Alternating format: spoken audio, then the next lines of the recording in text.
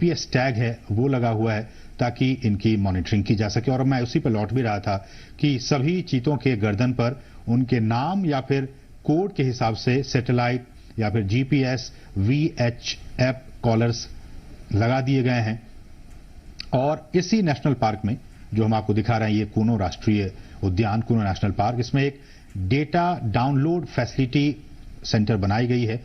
और इस इक्विपमेंट को, रेडियो टेलीमेट्री इक्विपमेंट को खरीदने और फैसिलिटी बनाने की सारी प्रक्रिया 4 से 6 महीने में पूरी कर ली जाती है। और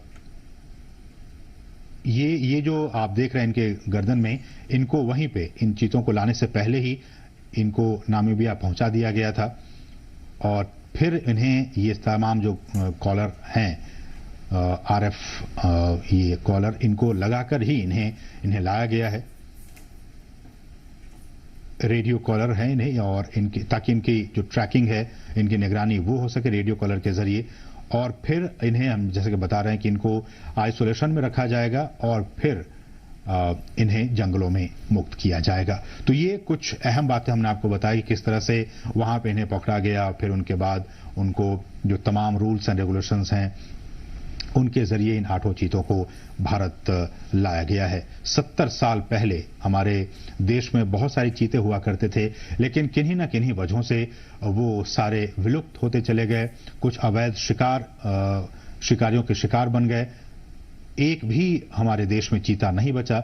लेकिन सरकार लगातार कई सालों से प्रयास कर रही थी कि हम जो है वो इन चीतों को वापस से एक बार फिर से लाएं, क्योंकि पारिस्थितिकी तंत्र भारत का भी बहुत बेहतर है। और जैसे हमने कहा कि नामीबिया के जो वैज्ञानिक थे वो महीनों तक यहाँ पे आते रहे, जाते रहे, और यहाँ का जो भूवैज्ञानिक स्थिति है, यहाँ की जो जलवायु है, उनका उन्होंने अध्ययन किया। और अध्ययन करने के बाद ही वो इस नतीजे पर पहुंचे कि इन तमाम चीतों को मध्य प्रदेश में जो कूनो नेशनल पार्क है, वहां की जो स्थिति है, परिस्थिति है, जलवायु है, उसके हिसाब से छोड़ना ज्यादा उचित होगा। तो उसके बाद ही ये फैसला लिया गया।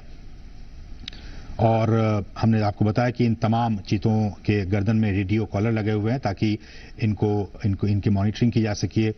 और विशेष हमने बताया कि आपको चिनूक हेलीकॉप्टर के जरिए इनको यहाँ पे लाया गया। और प्रधानमंत्री मोदी आप देख सकते हैं, इनको विशेष जो क्रेट्स थे उनको खोलकर और प्रधानमंत्री ने इनको खुद वहां मुक्त किया। वो वहां पे अब विचरण कर रहे हैं। जो चीता प्रोजेक्ट है, अगर मैं इसकी बात करूं, ये भी बहुत महत्वपूर्ण है आपके लिए जानना कि किस तरह से भारत में चीतों को एक बार फिर से बसाने की यहाँ पे कार्य योजना बनाई गई। और इस योजना के तहत 5 साल में देश के कई नेशनल पार्क में ऐसी उम्मीद की जा रही है, जो हमारे वैज्ञानिक हैं, जीव वैज्ञानिक हैं, उनकी तरफ से ये कहा जा रहा है कि अगर ये ट्रांसलोकेशन और यहाँ पे ये सारी चीजें सही अनुमान के मुताबिक, प्लानिंग के हिसाब से सब कुछ ठीक रहा, तो आने वाले 5 से 10 साल में इनके जरिए और भी जो बच्चे होंगे उनको ऐसे उम्मीद की जा रही है कि 40 से 50 चीते पैदा होंगे और फिर उनको देश के अलग अलग नेशनल पार्क में फिर उन्हें बसाया जाएगा। बहुत ही महत्वपूर्ण। अभी तो सिर्फ ये 8 चीते कूनो नेशनल पार्क में आए हैं।